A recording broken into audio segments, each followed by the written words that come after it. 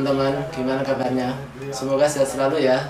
Sekarang teman-teman udah mulai pindah seragam ya, dari yang kemarin putih biru sekarang udah mulai menjadi putih abu-abu. Di video kali ini kami ingin membantu teman-teman semua untuk lebih paham mengenai salah satu materi di pelajaran PKN, yakni mengenai hubungan struktural dan fungsional pemerintah pusat dan daerah. Untuk mengetahui lebih dalam, disimak terus ya videonya.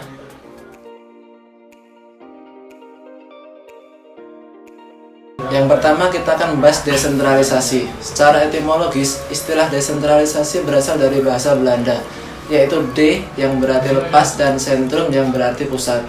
Maka desentralisasi adalah sesuatu hal yang terlepas dari pusat. Otonomi daerah adalah hak, wewenang, dan kewajiban daerah otonom untuk mengatur dan mengurus sendiri urusan pemerintahan dan kepentingan masyarakat sesuai dengan peraturan perundang-undangan. Yang ketiga, otonomi daerah dalam konteks negara kesatuan. Pelaksanaan otonomi daerah di Indonesia diselenggarakan dalam rangka memperbaiki kesejahteraan rakyat.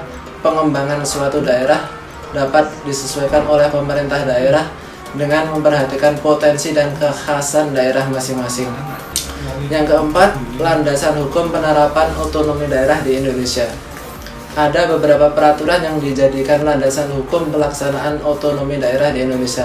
Yang pertama, Undang-Undang Nomor 2 Tahun 2015 tentang penetapan peraturan pemerintah pengganti undang-undang atau Perpu Nomor 2 Tahun 2014 tentang perubahan atas Undang-Undang Nomor 23 Tahun 2014 tentang pemerintah daerah. Yang kedua, Undang-Undang Republik Indonesia Nomor 9 Tahun 2015 tentang perubahan kedua atas Undang-Undang Nomor 23 Tahun 2014 tentang pemerintah daerah. Yang kelima, nilai, dimensi, dan prinsip otonom daerah di Indonesia. Terdapat dua nilai dasar yang dikembangkan dalam Undang-Undang Dasar Negara Republik Indonesia tahun 1945 berkenaan dengan pelaksanaan desentralisasi dan otonomi daerah di Indonesia. Yang pertama ada nilai unitaris. Yang kedua, nilai dasar desentralisasi teritorial. Yang pertama, dimensi politik, dimensi administratif, prinsip kesatuan. Yang kedua, prinsip real dan tanggung jawab. Yang ketiga, prinsip penyebaran. Yang keempat, prinsip keserasian. Dan yang kelima, prinsip pemberdayaan. Daerah yang diberi otonomi khusus yaitu Daerah Khusus Ibu Kota Jakarta dan Provinsi Papua.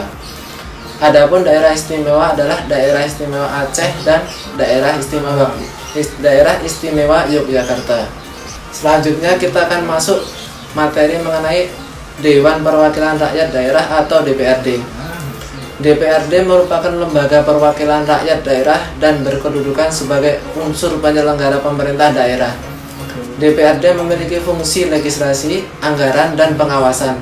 Adapun hak yang dimiliki DPRD adalah hak interpelasi, angket, dan menyatakan pendapat. Dalam menjalankan tugasnya, DPRD memiliki alat kelengkapan terdiri atas pimpinan, komisi, panitia musyawarah, panitia anggaran, badan kehormatan, dan alat kelengkapan lain yang diperlukan. Hubungan antara pemerintah daerah dan DPRD merupakan hubungan kerja yang kedudukannya setara dan bersifat kemitraan. Kedudukan yang setara bermakna bahwa di antara lembaga pemerintahan daerah itu memiliki kedudukan yang sama dan sejajar.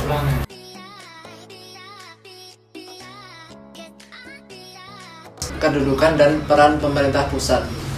Penyelenggara pemerintah pusat dalam sistem ketatanegaraan di Indonesia adalah Presiden dibantu oleh Wakil Presiden dan Menteri Negara. Berkaitan dengan pelaksanaan otonomi daerah, kebijakan yang diambil dalam menyelenggarakan pemerintahan digunakan asas desentralisasi, tugas pembantuan, dan dekonsentrasi sesuai dengan peraturan perundang-undangan.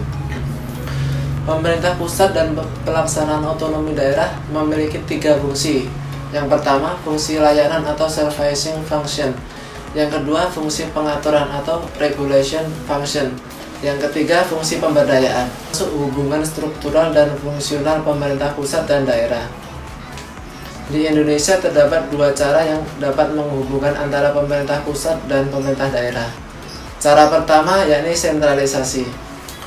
Cara kedua yakni desentralisasi.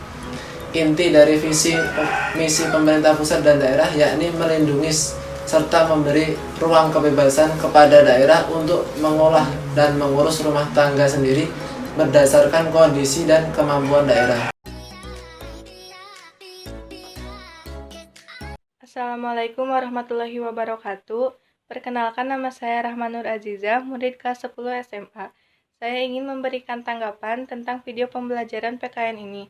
Video ini sangat menarik dan lebih membantu saya memahami materi yang ada di sekolah. Dan juga saya terbantu dalam mengerjakan tugas-tugas yang ada di sekolah. Terima kasih atas video yang sangat menarik ini. Wassalamualaikum warahmatullahi wabarakatuh. Assalamualaikum warahmatullahi wabarakatuh. Halo, nama saya Faris Aziz. Di sini saya ingin menyampaikan kesan dan pesan yang saya tangkap setelah melihat video pembelajaran ini. Setelah melihat video ini, saya merasa sangat terbantu untuk memahami pelajaran PKN. Saya suka dengan cara penyampaiannya yang mudah dipahami dan pengemasannya yang singkat, rapi, dan menarik, sehingga saya bisa menikmati saat melihat video ini. Sekian kesan dan pesan dari saya. Wassalamualaikum warahmatullahi wabarakatuh.